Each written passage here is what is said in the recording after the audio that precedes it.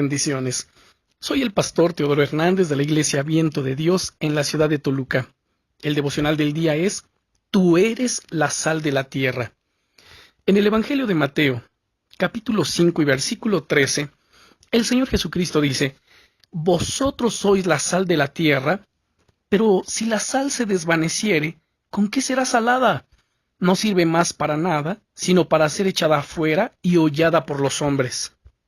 En la Biblia, el Señor Jesucristo nos habla a través de parábolas, a través de alegorías, utilizando figuras, metáforas, como en este caso de la sal, para enseñarnos verdades, grandes verdades eternas. Y es muy importante que nosotros pongamos atención a todo lo que el Señor Jesucristo nos enseña, para que podamos nosotros extraer esa enseñanza, esa verdad central que nos va a llevar a un entendimiento mayor en cuanto al conocimiento de nuestro Señor Jesucristo, pero también de nuestra función en esta tierra. Respecto de esta metáfora de la sal y la tierra, es muy importante que conozcamos los usos que antiguamente se le daba a la sal. Es fundamental para entender su significado bíblico y la aplicación práctica para nuestros días. Por ello, en este devocional comenzaré mencionando las principales formas en las que se utilizaba este importante elemento en tiempos de la Biblia, y luego hablaremos de su significado simbólico y espiritual. El uso de la sal en la antigüedad es que se empleaba o se utilizaba para más de 14,000 usos. Hoy en día pensamos en la sal como un sazonador para nuestros alimentos.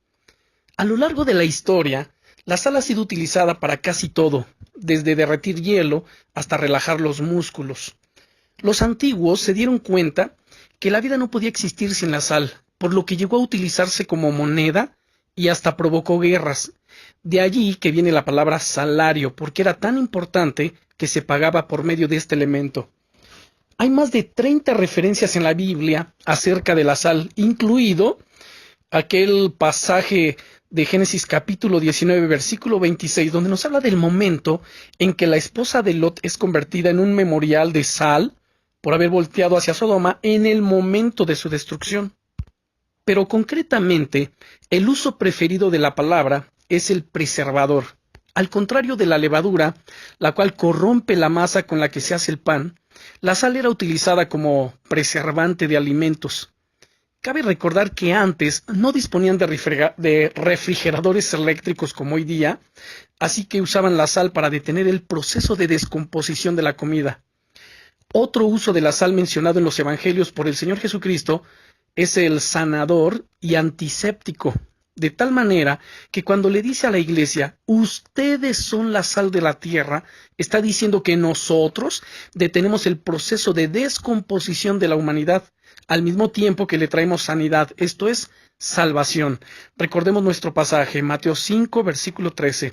Ustedes, dice el Señor, son la sal de la tierra, pero, agrega el Señor aquí un pero si la sal pierde su sabor, ¿con qué será salada? No sirve más para nada, sino para ser echada afuera y hollada, es decir, pisada por los hombres. De la misma manera en que la sal era usada para detener el proceso de descomposición, de corrupción de los alimentos, así también nosotros, la Iglesia de Jesucristo, detenemos con nuestra presencia la descomposición de nuestra sociedad. Sin embargo, la sal también puede entrar en proceso de descomposición. Uno de los síntomas de las que da la sal cuando comienza a corromperse es que pierde su sabor. Si la iglesia comienza a participar del mismo proceso corruptivo, pues le pasa lo mismo que a la sal cuando deja de ser salada, pierde toda utilidad y razón de ser.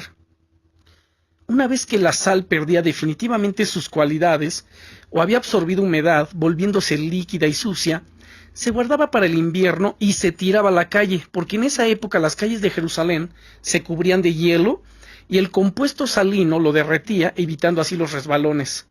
En el Evangelio de Lucas, capítulo 14, verso 34, dice el evangelista Lucas: buena es la sal, mas si la sal se hiciere insípida, ¿con qué se sazonará?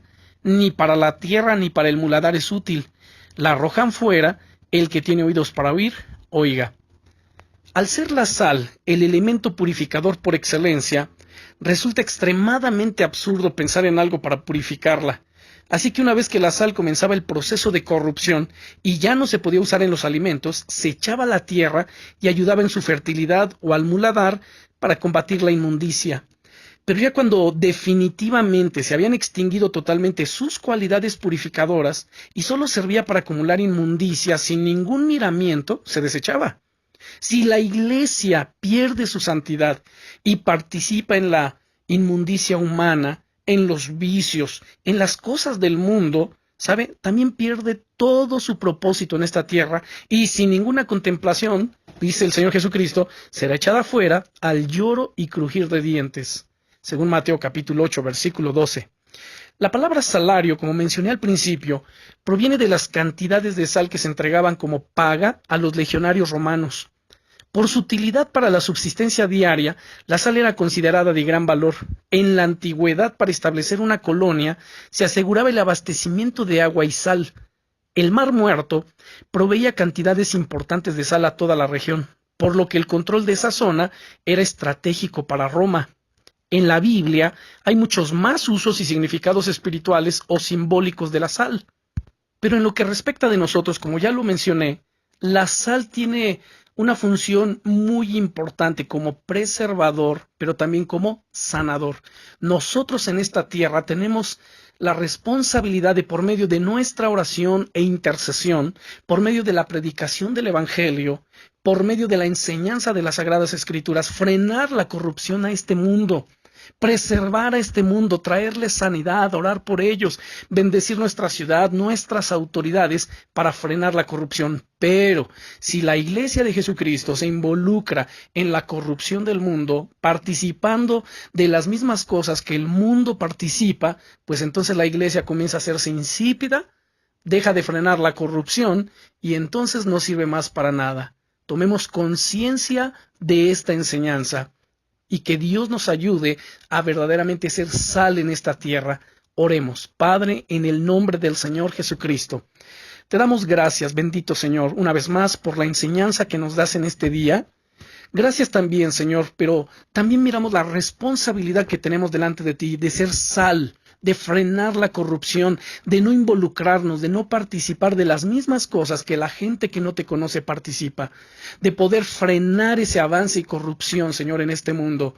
Te pido en el nombre de Jesucristo que nos des el poder del Espíritu Santo para verdaderamente ser sal en esta tierra y frenar, no involucrarnos, Señor, en cosas oscuras, no involucrarnos, Señor, en cosas pecaminosas de las que el mundo participa, sino por el contrario, poder frenar, poder señalar y decir no, ya basta a esa corrupción. En el nombre poderoso del Señor Jesucristo, aunque sabemos que al actuar de esta manera somos calificados o tachados como extremistas, como legalistas, sin embargo, Señor, es parte del precio que se tiene que pagar por hacer tu voluntad en esta tierra. Ayúdanos, bendito Señor, en el nombre poderoso de Jesucristo de Nazaret. Amén. Bendiciones.